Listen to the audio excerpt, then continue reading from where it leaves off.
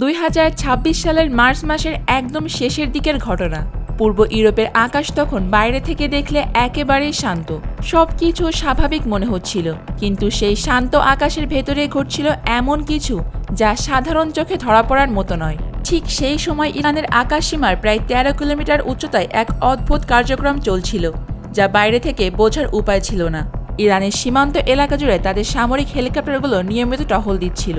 সবকিছু একেবারে স্বাভাবিকই মনে হচ্ছিল, কিন্তু আন্তর্জাতিক বিভিন্ন প্রতিবেদনে দাবি করা হয় এই স্বাভাবিকতার আড়ালে ইরানের আকাশের দিকে নজর রেখে অবস্থান করছিল একটি অত্যাধুনিক রাডার প্লেন। এটি এত বেশি উচ্চতায় উঠছিল যে সাধারণ রাডার সেটিকে আলাদা করে পরিষ্কারভাবে শনাক্ত করতেই পারছিল না। এই বিমানটি কোনো সাধারণ বিমান ছিল না, এটি ছিল E3 সিরিজের একটি বিশেষ ধরনের রাডার প্লেন, যা মূলত আকাশ থেকে নজরদারি ও গোয়েন্দা তথ্য সংগ্রহের জন্য ব্যবহার করা হয়। এই একটি প্লেনের দামই প্রায় $650 মিলিয়ন কাছাকাছি। এমন ধরনের বিমান দীর্ঘ সময় ধরে আকাশে উড়ে বিশাল একটি এলাকার উপর নজর রাখতে সক্ষম। শত্রুপক্ষের ঘাঁটি, যোগাযোগ ব্যবস্থা, এমনকি তাদের সামরিক চলাচল, সবকিছুই এই প্লেন দিয়ে নজরদারি করা সম্ভব। তবে আশ্চর্যের বিষয় হলো রাডার প্লেনটি একা ছিল না। এর কয়েক কিলোমিটার নিচে ইরানের সীমান্তের কাছাকাছি এলাকায় একই সময়ে আরও দুটি ফাইটার জেট উড়ছিল। এই ফাইটার জেট ওড়ানোর কারণ হলো যাতে রাডার স্ক্রিনের সবকিছু একসাথে একটা সাধারণ যুদ্ধবিমানের মতোই সিগন্যাল তৈরি করে, ফলে উপরে থাকা আসল রাডার প্লেনটি আলাদা করে রাডারে ধরা পড়ে না। ইরানের এয়ার ডিফেন্স কন্ট্রোল রুমের শুরুতেই কেউ বিশেষ কিছু সন্দেহ করেনি, কারণ আন্তর্জাতিক আকাশসীমায় বিভিন্ন দেশের সামরিক বিমান টহল দেওয়া অস্বাভাবিক কিছু নয়। রাডার স্ক্রিনে তখন স্বাভাবিক দৃশ্যই দেখাচ্ছিল, উচ্চগতির ফাইটার জেট, বিভিন্ন ধরনের বিমান, সবকিছুই একেবারে পরিচিত সিগন্যাল। কিন্তু কয়েক মিনিট ধরে একজন অভিজ্ঞ রাডার অফিসারের নজরে আসে অস্বাভাবিক একটি বিষয়। শক্তিশালী ও পরিষ্কার সিগন্যালগুলোর মাঝখানে একটি সিগন্যাল খুব দুর্বলভাবেই দেখা যাচ্ছিল। একবার দেখা যাচ্ছে, আবার কিছুক্ষণ পর সেটি মিলিয়ে যাচ্ছে, তারপর আবার হঠাৎ করে কিছুটা দৃশ্যমান হচ্ছিল। এই ধরনের আচরণ কোনো সাধারণ ফাইটার জেটের সঙ্গে মিলছিল না।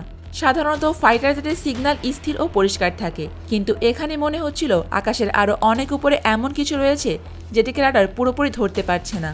ইরান সাধারণত তাদের এয়ার ডিফেন্স সিস্টেম অ্যাশা রাডার ব্যবহার করেই থাকে। দেশটি বহু বছর ধরে চীনের কাছ থেকে এই ধরনের উন্নত রাডার সিস্টেম কিনছে। এই রাডার সিস্টেম প্রায় 400 কিলোমিটার পর্যন্ত আকাশের বিভিন্ন স্তর স্ক্যান করতে সক্ষম। সম্ভবত রাডার প্লেনটির ক্রুরা ধারণা করতে পারেনি যে এত উন্নত মানের রাডার ইতিমধ্যে ইরানের হাতে রয়েছে। যখন একজন রাডার কমান্ডার বিস্তারিতভাবে ডেটা বিশ্লেষণ করেন, তখন পুরো বিষয়টি পরিষ্কার হয়ে যায়। মাটি থেকে প্রায় 13 কিলোমিটার উচ্চতায় একটি অজানা কিছু ধীরে ধীরে চলমান করছে। তিনি বুঝতে পারলেন এটি কোনো সাধারণ যুদ্ধবিমান নয়, বরং এটি আরও উন্নত কিছু। বিষয়টি নিশ্চিত হওয়ার সঙ্গে সঙ্গে পরিস্থিতি দ্রুত পাল্টে যায়। হেড কমান্ডো রুমে সবাই বুঝতে পারে পরিস্থিতি স্বাভাবিক নয়। দেরি না করে সঙ্গে সঙ্গে সিদ্ধান্ত নেওয়া হয় MiG-29 যুদ্ধবিমান আকাশে পাঠানো হবে। দুটি শক্তিশালী MiG-29 ফাইটার জেট দ্রুত সীমান্তের দিকেই এগিয়ে যায়, ঠিক যেখানেই অন্য ফাইটার জেটগুলো অবস্থান করছিল।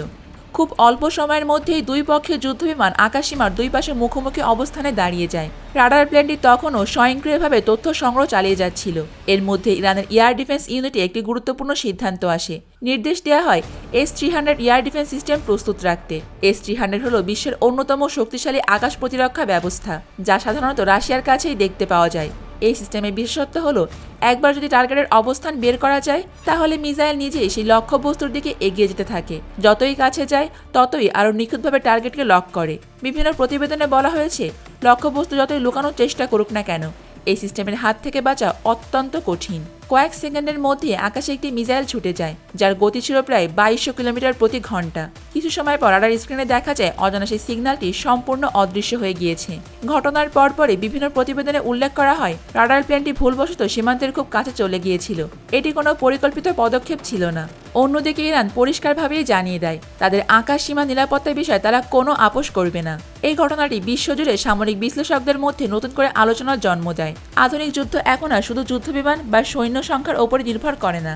প্রকৃত শক্তি এখন লুকিয়ে আছে উন্নত রাডার প্রযুক্তি, নজরদারি বিমান, তথ্য সংগ্রহ ব্যবস্থা এবং শক্তিশালী আকাশ প্রতিরক্ষা ব্যবস্থার মধ্যে।